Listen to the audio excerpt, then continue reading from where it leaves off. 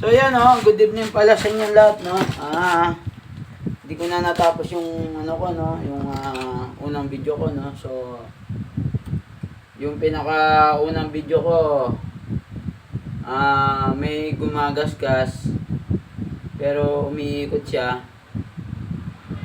Hindi ko na natuloy So ngayon itong pangalawang video ko, okay na to. So hindi ko na na-videoan medyo pagod na ako. Ano na 'yon,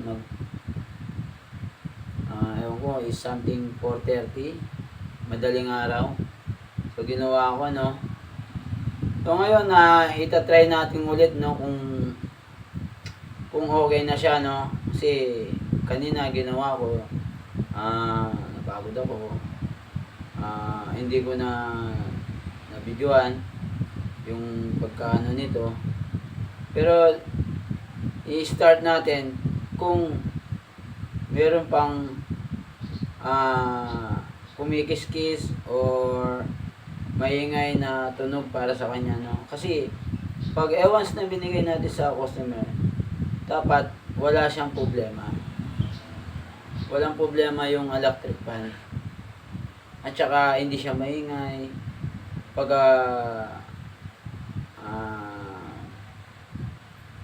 ginamit nila, dapat okay, di ba?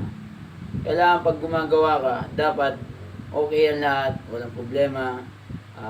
Binayaran ka at dapat safe din yung electric fan na okay siya para sa kanya, di ba? At masisiyahan ang customer. Okay, para sa service na binayaran niya. Okay? So itatry natin ulit, okay?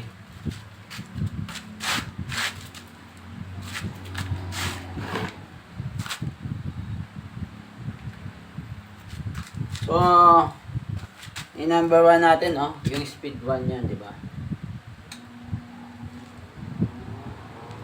So yan, walang tunog.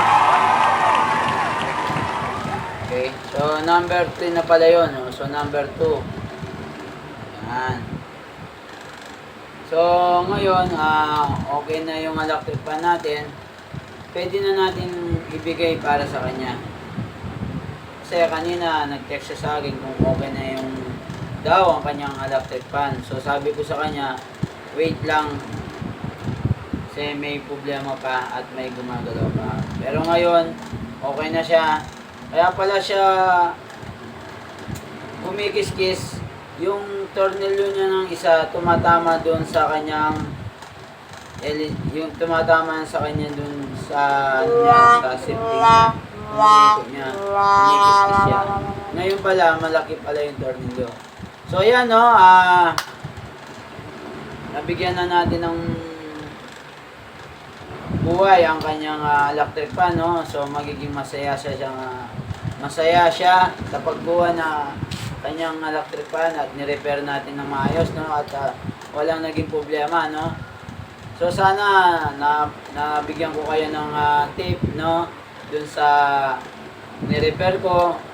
Bago nyo ibigay ang electric fan, kailangan medyo okay siya, walang problema at hindi tayo masisira. Okay?